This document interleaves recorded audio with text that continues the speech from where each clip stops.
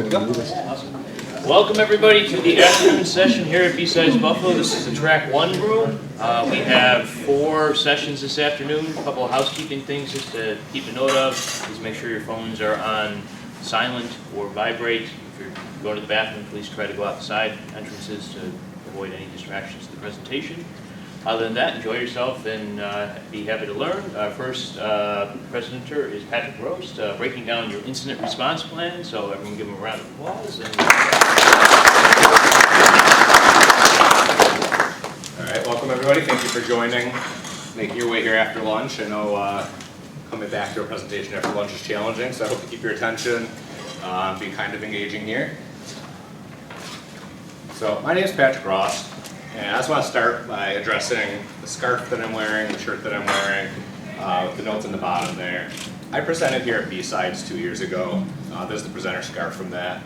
And then I volunteered last year. That's what this shirt is. So I just wanted to lead off with that, just to encourage everybody here, whether it's your first time or your frequent of BSides, it's volunteer run.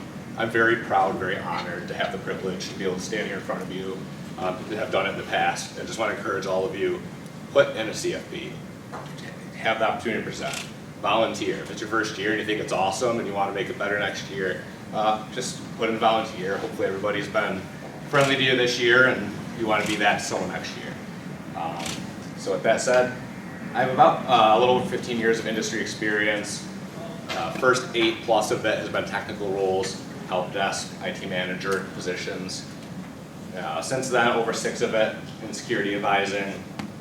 And in 2023, I founded InfoSecurity Blueprint, where I help small, medium businesses address cybersecurity compliance, risk management, and just be that resource to them where they don't have one internally.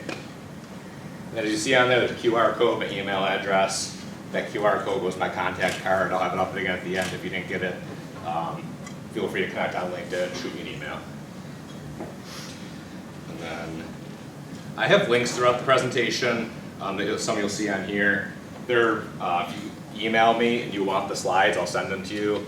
Everything that's underlined is a link to a resource or something to that effect. So when you get the slides, click on it. So I'm going to start with a poll, and I'm curious, I'm going to explain the card in just a second. In your organization, or maybe the most recent organization you were with, or if you're a student, what you believe for your institute, what type of incident response plan does your business have? And then the way you vote is just hold your card up, and I need to switch to this, give me 1 second. Hold your card up with the letter towards the top, and then that'll capture your vote when I walk around in a second with my phone.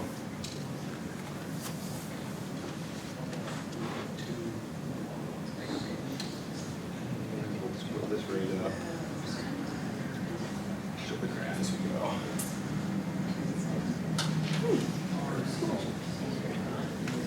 Creative. Word healthy. There it is. Or take the card. So B is up. Oh, I see. All right. I wasn't paying attention. Live results are coming in. Technical or combined? Okay. Thank you. If you have 2 different ones combined, you know, it might not be the same doc, it might be one of each, but yeah. I did only 30 cards, so sorry to anybody who didn't get one. Okay, so overwhelmingly combined. Some technical, some business only, and a couple neither. But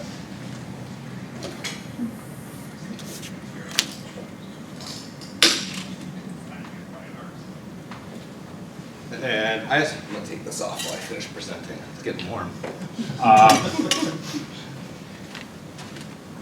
I want to start with that just because anyone who's in the technical incident response, who's actually in charge of the technical incident response, is by a show of hands for a business.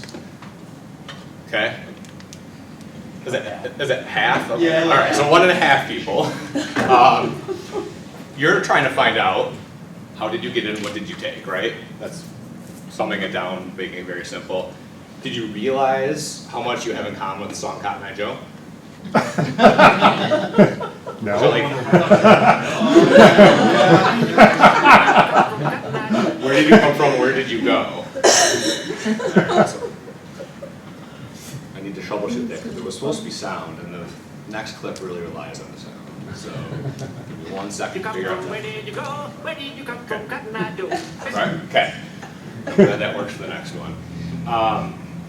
Today I'm going to talk more from the business side, from what are the business decisions, the business actions that we have to go through, and not as much of the step-by-step technical stuff. The technical is going to be happening in the background, but as you're doing your job and as we're working in the business, how do we have to respond to that in the business side? And just a brief touch on incident response versus business continuity versus disaster recovery. They are 3 different plans. If your business organization is small enough, maybe you combine them into sections of a plan, or you merge business continuity and disaster recovery a little bit, but they really do have different functions. So incident response is how the business is going to react to potential events and incidents. We'll talk about events and incidents in a second, but notice potential. It doesn't have to be, oh, we have a breach, it's an incident. It could be, we think something's happening, let's investigate it. And then the business continuity is how do you deliver your product and service in a degraded state.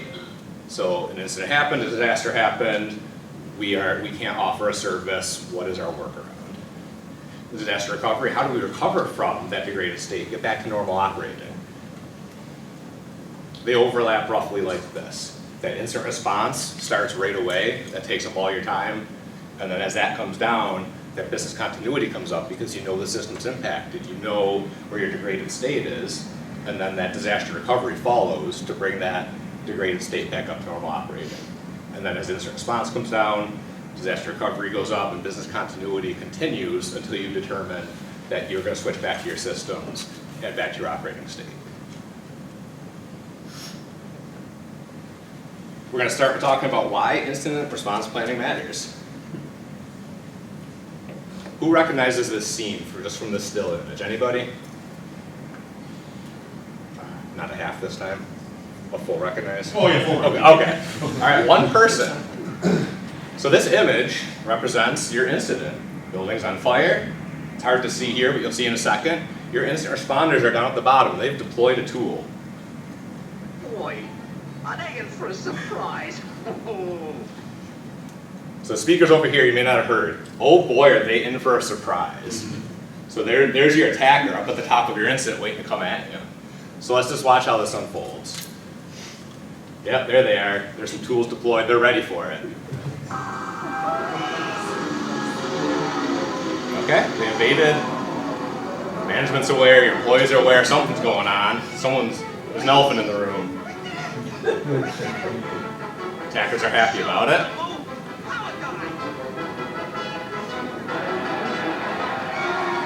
So everyone's scrambling for a tool, right? Here comes an attacker, let's get our tool. And that tool has been overburdened and has failed. There's a lone incident responder, fell on his face. The attacker keeps going. You really thought about this. What do you do? Another tool. Another tool. I did. I'm never going to watch this again I the same started doing way. it. Incident responder with a big head gets exposed. Management falls right on their face. And we're definitely making the incident worse because we're on fire now. Sucking up all the data. Sharing it with friends on the dark web. Look how happy they are about it. Okay, they're caught off a little off guard, right? Alright. Probably didn't hear at the end because we were so busy laughing, but he said, "You're making history." Do you want to be the company when they make history and the attacker's on the front page of the news? So, I apologize. Dumbo's one of my favorite cartoons as a child. I hope I didn't ruin it for you. I didn't mean to villainize that poor elephant, okay? So, for real though, who's familiar with the Marks and Spencer and Co-op incidents from last year? Anybody? I saw half of the hand over here. Okay, so half of the person in the room. A lot of half people here. So these are real incidents. So, I made fun of Dumbo in the cartoon, but this actually happened. We're going to compare the outcome from these two. Marks and Spencer and Co-op, they're both retail stores in Britain. And they both had incidents last year, about a week apart in April. One of them was over weekend because that's when attackers hit, right? When we're on holiday. So They were hit by the same threat actor, Scattered Spider, probably familiar with them, and they deployed the Dragon Force malware. After the incident, in testimony, Archie Norman, the Marks and Spencer chairman, said that he felt like a rabbit caught in the headlights. So when I was demonstrating this presentation for my wife, she goes, "Why didn't he say deer caught in the headlights?" I'm like, that's a good question. It's probably because they're in Britain. Do they have deer? I don't know. But, so feeling like a rabbit caught in the headlights or any animal caught in the headlights isn't the feeling you want after an incident. That was confirmed by inside sources who said they didn't have any business continuity plan. They were figuring things out as they went. It led to employees using their personal devices, using their personal WhatsApp accounts to communicate, and there was all this outbound traffic, and they were scrambling the entire time. Co-op, on the other hand, regularly rehearsed incidents at both the board and technical levels. They didn't just do one or the other, they did both. They had an unplugging plan, which was critical to containing their threat. If they didn't have the unplugging plan in the segmented networks, it would have spread from where the initial attack was to the rest of their systems. Their digital information officer said that practicing how to make decisions under pressure was more useful than the technical side. So as a result, Marks and Spencer, they didn't detect their incident for over 48 hours, and they did not have segmented networks. Those are both technical failures. They had plans that were not tested and no instant response retainer in place, both planning failures. As a result, they couldn't deny paying the ransom. They had 6 weeks of outage in their online store, and they were pen and paper at all of their brick and mortar stores. Over $400 million equivalents in loss, over $130 million in response and recovery costs alone. They ended up tripling their cyber headcount, doubling the cyber spend, and their chief technical officer left. They lost some of, and they didn't disclose how much, but some of their 32 million customers' data. It's unknown how much, but some. Co-op, on the other hand, they detected in less than 24 hours, had heavily segmented networks, were able to use the unplugging plan, both technical successes, and then they had the detailed plans, the regular test, and a forensic contractor relationship they were able to lean on immediately, planning successes. Because of this, they didn't pay the ransom. They had brief, almost unnoticeable online and in-store disruptions, still had $107 million equivalent loss and 27 in response and recovery cost. That's about the quarter of the cost of the same attack that hit Marks and Spencer. And they ended up losing all of their 6.5 million data members, or members' data was stolen. So still had an incident, still lost data, still paid a lot of money, because that's going to happen if you have an incident, potentially, but it's not as bad as if you don't plan and you see that impact that hit Marks and Spencer. Moving on to the core components of an effective plan. First step is to define what an event and an incident is. How do we know we have to use this plan? So if you see something like laptop is running slow, is that an incident? Until you look into it, you don't really know. Probably not. They might just have software running. They might have Windows updates running. How often does that slow down computers and you hear about it, right? If it's running slow because it has malware on it, it's being encrypted, and you look into it, it could become an incident. An employee needs a password reset, they probably typed it in wrong, right? If it's 5 employees need a password reset because they all had someone trying to log in at the same time, it's an event, maybe it becomes an incident. So you have to define where it is each of those, and then you have to have your parameters and then your responses for each of them in your plan. So if we have an event, and you have different severities of events, if it's a low-level event, maybe it could be handled at the IT manager level. Once it escalates to another parameter where it might be a medium or a high severity incident, that might be where you have to get the CFO involved or the CEO involved, people who might have to make higher decisions, make different communications internally, externally, have resources that you might not have at the lower levels. And that should be defined ahead of time because you don't want to be scrambling and figuring out who's responsible for this. There's a lot of people competing to try to take care of things, pointing fingers, not wanting to take care of things. If it's in your plan ahead of time, you'll know. So on the response side, how are you alerted that there's an event or an incident? Probably ticketing system, right? It could be through a SIM. You might have alerts coming from individual devices without a SIM. Can your employees send an email to incidents at and report something that you would look into? Once something's reported, it could be an event. After you look into it, you might determine, oh, this is more than we thought. It's an incident now. And then you can set a priority on it. And that could change. It could be an event when you start, and it could be a higher level priority when you end. That event might be resolved, or it might be a non-event. It might just be another break fix ticket. So having a response plan like this and knowing where we are in this for everything that comes through, and how do we categorize it? Do we have categories in our ticketing system? What's our process look like is important. That way, incidents don't slip through because you miscategorized it. Document in your plan who's responsible for which actions. Some examples, who can classify as an incident? Sorry about that. Who can classify something as an incident? Is it your initial help desk technician who's seeing the ticket that can recognize it and go, this is an event, this is an incident, this high-level incident? Or do they have to pause and say, I need to go talk to my help desk manager. I need to go talk to the IT manager. Who's able to classify it? As you get to a higher level, you might, just like we talked earlier about having, defining the incidents, you might need someone else hired to classify it there because of, they need to be aware. And then who manages the response? Again, is it that same person, or do they need to reach up? At which level are we managing that response? Once it gets to a higher level of priority, someone higher in the C-suite might want to manage it. Communications, internally and externally, we'll talk about in a second, but same thing. And important for me is to include that contact information right in the plan. You shouldn't have to go to Outlook and to a directory and search for a name and try to figure out where's our organizational chart, who are we emailing. Anybody who's involved in incident response and has a role or responsibility should have their name, their email, their phone number, and we're going to talk later about if there's an out-of-band communication method, and that should be in the plan, so you can look at the plan and know everybody that's involved and how to get a hold of them. So out-of-band methods allowed. We heard in that Marks and Spencer scenario that employees were using their private WhatsApp.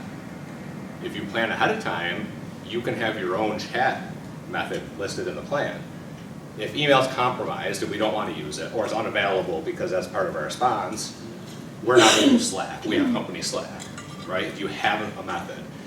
Are you going to say in your plan, if all of our communication methods are down, please text each other, like, let's figure it out.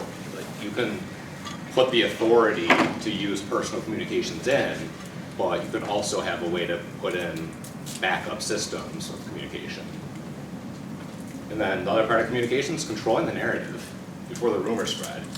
Internal, you want to reassure your employees where you're at. We're investigating it. It is impacting this system. It is not impacting this system.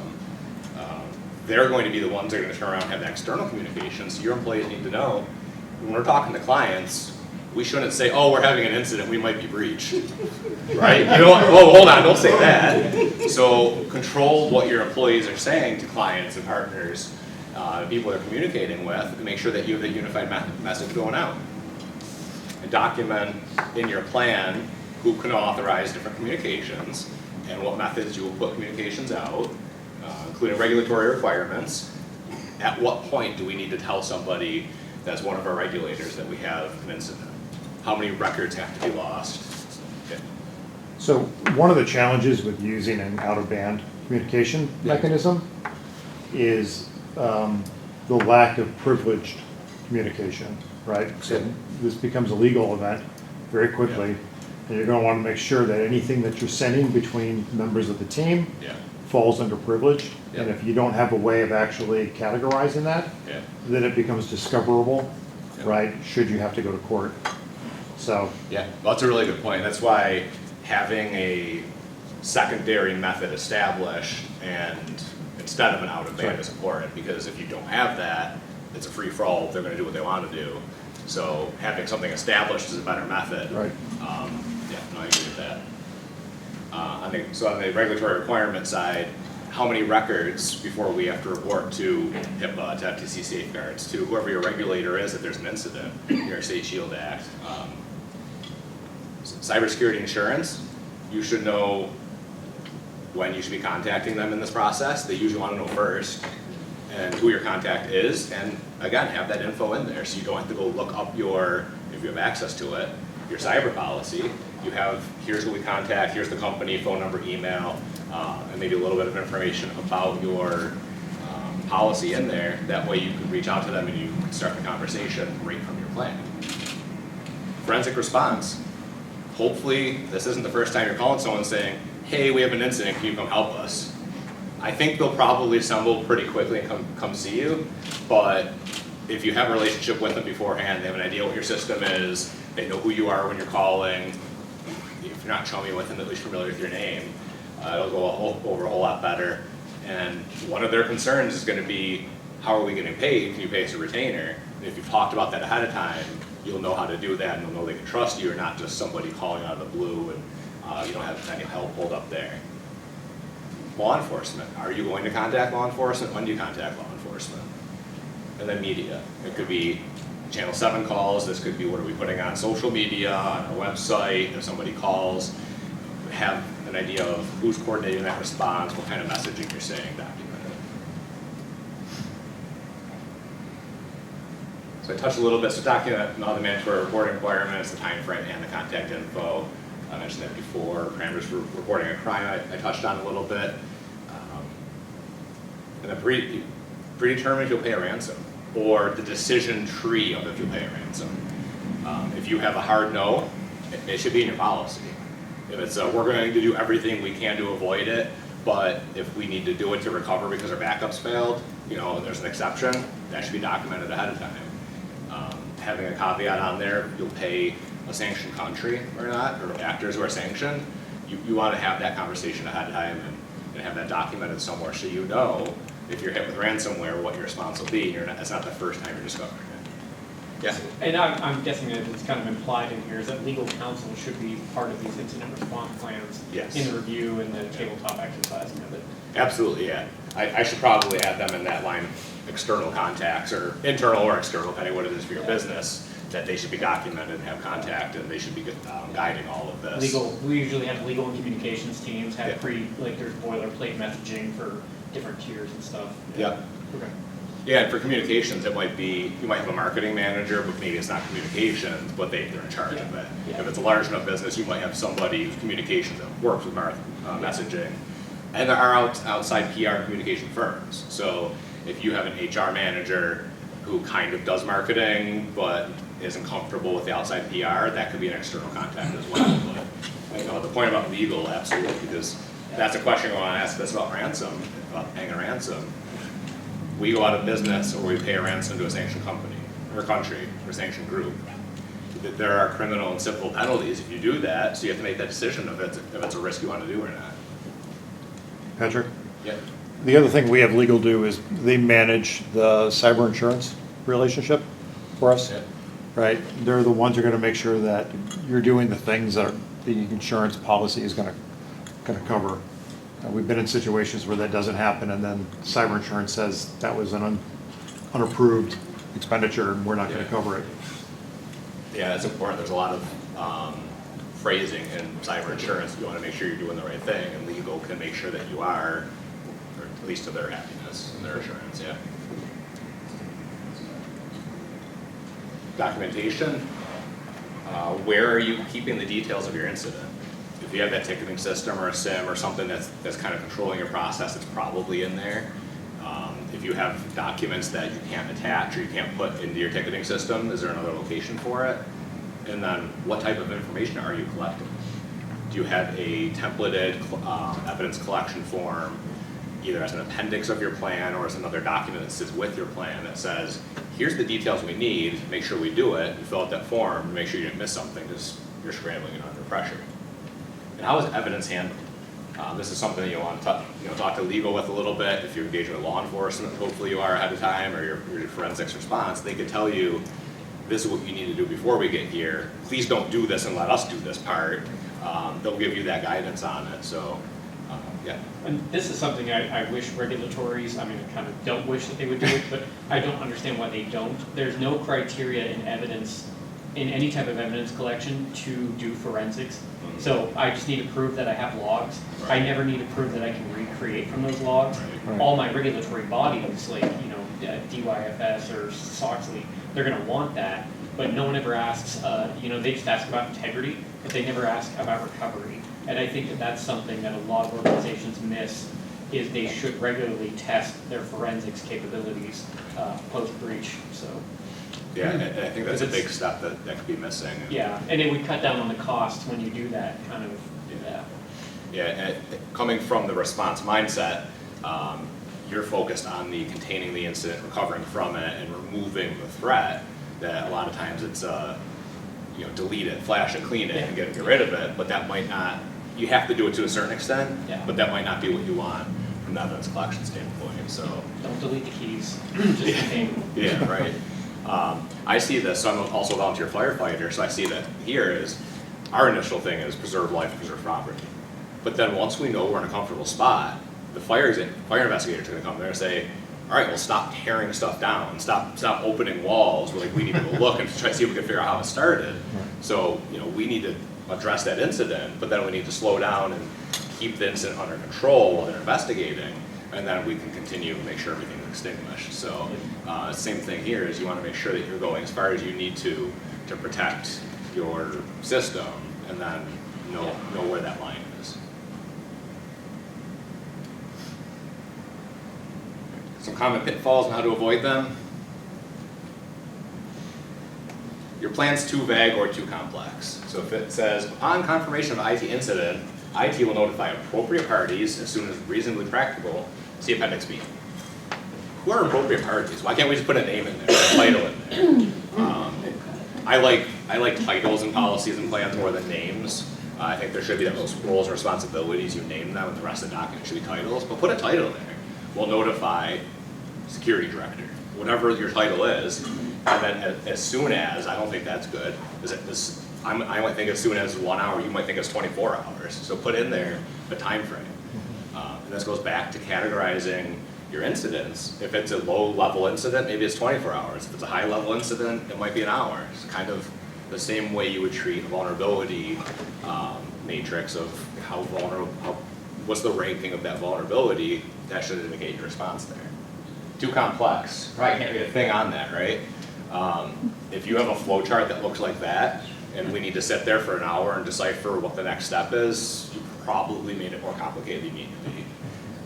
And this is probably an extreme example of it, but if it's 7 pages of how to classify an incident, it's probably more complicated than it needs to be. Especially when things are busy and you don't feel like you have the 10 minutes to sit down and read those pages, you're going to skim through and you're going to miss stuff or say, never mind, I'm not using this, I know what to do. So don't make it overly complex. Find that sweet spot where it's prescriptive, but it's not cumbersome. If you don't have organizational alignment, you're going to be working against the organization in your response. Who's familiar with Colonial Pipeline from a few years ago? Okay. Like 3 times as many hands as my other questions. I like it. So the thing that happened with Colonial Pipeline was their systems were compromised. They were restoring from backup. They were successfully restoring from a good backup that they knew worked. CEO said they paid the ransom because the company wanted to accelerate the recovery time. Do you think that the people who set up the backup ever talked to the C-suite about what the acceptable recovery time is? Probably not. If your recovery time is 3 days and your CEO says we need to be back up in a day, we're going to pay multiple millions of dollars ransom so we can come up quicker, you probably don't have the right systems in place. And you need to go back to leadership and say, if you can't be down more than 24 hours, we need the investment to change our tools to make it better to achieve what you want. And they probably could have done it a whole lot cheaper than, I think it was $8 or $10 million they paid for that ransom. You could get a lot of backup solution support for that amount of money to be proactive, to not have to pay a ransom. So make sure you have organizational alignment on your recovery points and your recovery time objectives so that you're not losing more data than you need to and you're back up in time. Humans, and no, I'm not blaming humans. I'm blaming people who don't train the humans. Do the employees know they're listed in the plan? I said to titles and contact info and maybe personal cell phone numbers and stuff in the plan, does your CFO know that their name is listed as the person who's going to be the incident manager for high priority incidents and their cell phone's in the plan? Because if they get a call on the weekend and say, hey, we have an incident, and they don't know it, why are they listed? And then if they're listed, are they trained to execute the plan? They have to know what the plan is, they have to know the role in the plan, and they have to know, oh, you're calling me because I need to now contact legal counsel. Okay, that's my part of this plan, that's what I need to do. And that'll lead right into testing and maintaining the plan.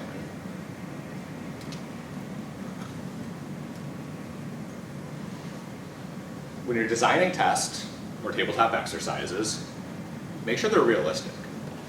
So that means you don't go overboard on World War III broke out and there's a fire and incident. Okay, hold on, slow down, right? Make sure it has to do with your business, that it is industry aligned.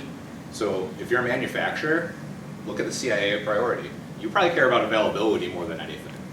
If you're down for over 24 hours, you've lost a day's worth of production and a day's worth of revenue, your incident response plan test should be designed towards something that takes away your availability. If you work in a highly regulated information field like HIPAA, because you have health information, you probably care about availability as well, because every business does an extent. That confidentiality might matter more, because you don't want that breach of health information and to pay for all those records lost and to have lawsuits against you for losing them and all of that. So make your test around a breach of sensitive information. Make sure that you're not doing a test of your on-prem Exchange server if you migrated to hosted email last year, because it would be a useless test. If you made a change, it's a good indication to do a test again, but make sure that you're testing what your cloud systems are. Anything that's hosted, you can test the compromise or loss of availability to those systems, and if you're hybrid, you can test that as well. Just make sure it's focused what your business has, and they should be risk-based. You probably only have one chance to do a test in every period of time. It might be once a year that you can actually get your leadership or your executive suite together to do a test. So if you have to pick the one, what is the most likely or the biggest impact risk? If you pick between those. Don't just do some scenario like, oh, this would be a fun one to do. Do the one that if this happens tomorrow, it's a problem and we need to make sure we're ready for it. And if you're lucky enough to do a second one, then you can pick the runner-up and do the second one. Pedro? Yes. One of the mistakes I made early on was I would do a tabletop exercise and I would have the IT people and I would have the business line people in the room together at the same time. Yeah. The problem with that is that I'm testing different sets of skills, right, based upon your function in the IRP. If you're part of the IT team, you're very technical. And when we present the scenario, I'm testing your ability to identify, right, detect, right, analyze, all of those things. Yeah. If you make a CFO sit through that part of it, you got a different problem, because they are completely checked out at that point. So what I tend to do is I tend to do the same scenario, just run it as two different groups, because the skill set that you're going to be testing is very different. When you get to the executive side, you're talking about decision making. How do we know how to make this decision, right? Who has the authority to make this decision? And it isn't, what functions do you need to perform, right, to return service. So once I made that change, it's easier to get buy-in, and you can contain the conversation a little bit better to the scope of the attendees. Well, I agree with that. So I was actually talking to an IT manager recently, and I said, I think we'll do a technical one first, and then your responses from the technical one, I'll have you also in on the other one. Yes. But we're not going through the technical decision making, and when they ask a question of like, oh, how long have we been down, or what's the response, we'll have predetermined the answer you can provide to them. Right. So I definitely recommend doing them separate. Or if you don't do them separate, at least make sure that you have a very short and narrow scope of how far down that technical rabbit hole you're going in that meeting. So thank you for that.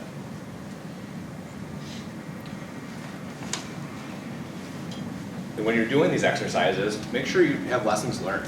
Whoever's facilitating this, whether it's you have an external company come in, whether It's an internal resource that knows how to do it. They should be taking probably most of the notes because there's different things that they've designed their test to take notes on. But everybody should be doing it and submitting it back to that person. If the CFO said, wow, I felt uncomfortable here, or that's not how that process would work, they should take those notes and they should notify whoever's organizing the test. So, and that way you can go back and update your plan after. And not only is it from your simulated exercises, do it for your real ones. If you have to use that incident response plan, have a lessons learned after and don't close out that incident until you're done. Obviously, work on it and resolve it, but leave that ticket open or leave a follow-up task open and don't consider it resolved until you've gone through and said, okay, that was crazy, what went wrong? You're never gonna test it better than when you have an actual incident, even the simulated test. So take advantage of having the lessons learned from a real incident, and you probably don't have those high-level incidents as often as you might actually kind of regularly have low-level incidents that you're resolving pretty quickly, and use those. Those are great tests. Yes? What do you think the value is of setting up something like the Chaos Monkey in a dev environment? Setting up what? Something like Netflix's Chaos Monkey, which just goes and shuts machines down. So as part of the response, it would automatically shut things down? No, more to actually simulate how people would react to Oh, something that's closer to a real incident. Fault injection service or fault injection. Yeah. Yeah. Yes, is the generic term, yes. Yeah.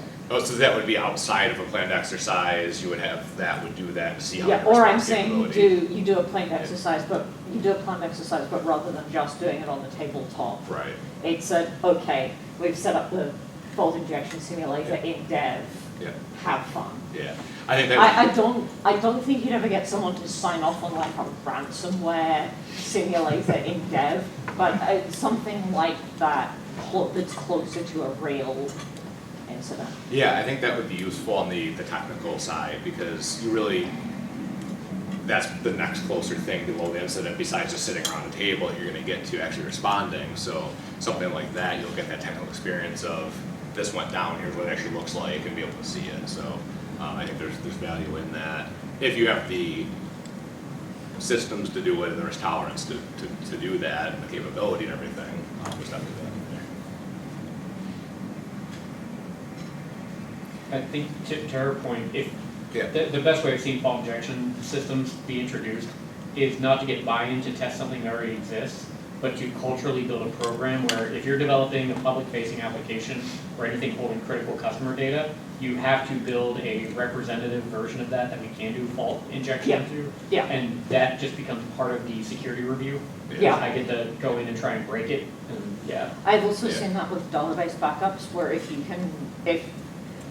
which is more relevant to the ransomware scenario, where it's basically any database that you set up, you have to be able to, you have to have a backup and restore process which can be tested. And to do that, even if it's just a test in dev, you have to either be able to test the backup and restore process to a different environment, or you have to have something that's representative that you can test. Thank you. Yeah. And then reviewing the plan itself should be reviewed at least annually. Most regulations require this, most external, cyber insurance, anything that you have coming in requirement-wise will probably require this, so do it annually. If you have significant changes, like I said, that on-prem to cloud change, test it.